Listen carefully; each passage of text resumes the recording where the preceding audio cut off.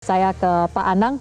Pak Anang, kalau melihat dari arah Pak Jokowi ini di akhir masa pemerintahannya, ada survei yang menyebutkan tingkat kepercayaan publik kepada pemerintah ini menurun. Nah, selanjutnya bagaimana atau langkah apa yang harusnya diambil oleh Pak Jokowi untuk dapat memulihkan kepercayaan publik kepada pemerintah?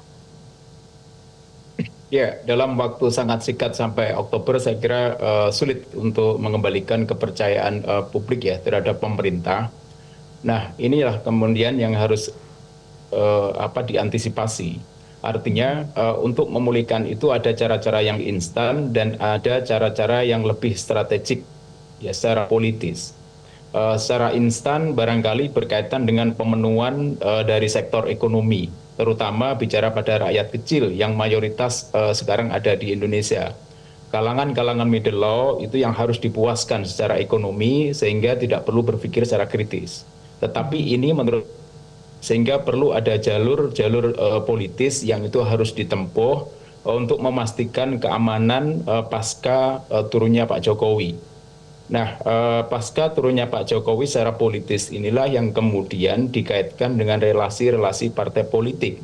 Karena dengan penguasaan partai politik inilah Pak Jokowi kemudian masih bisa bermain di dalam menentukan keberlangsungan program-program yang strategis dan politis. Nah, isu-isu yang berkaitan dengan masalah cawe-cawe kemudian pemberian bintang 4 ini sebetulnya tidak lepas dari upaya Pak Jokowi untuk dalam tanda kutip memastikan keselamatan program-program beliau dan keselamatan beliau. Nah, memang ada konsekuensi yang harus dibayar mahal, yaitu terlukainya nilai-nilai demokratis yang ada di Indonesia saat ini. Banyak suara-suara kami sebagai guru besar itu memprihatinkan tentang etika politik. Kalau misalkan kita berkaca pada nilai-nilai Pancasila, maka ada sebuah keteladanan yang harusnya itu juga kemudian harus diejawantahkan. Nah, tetapi keteladanan etika itu menjadi sesuatu yang sangat langka saat ini, bahkan ada kecenderungan elit-elit politik kita menabrak itu. Berkaitan dengan itulah saya menilai bahwa hal-hal yang harus dilakukan Pak Jokowi ada kemungkinan dua hal yang secara mayor akan dilakukan itu. Dan itu memiliki implikasi yang luar biasa terhadap tegaknya nilai demokratis yang ada di negara kita. Yang sebetulnya sudah dibangun dengan bagus.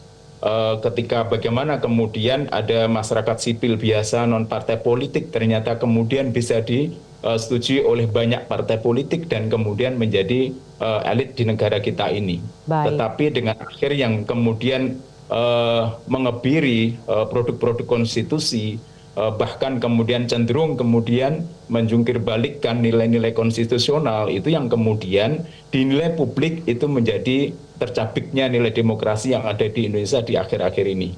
Jelajahi cara baru mendapatkan informasi. Download Metro TV Extend sekarang.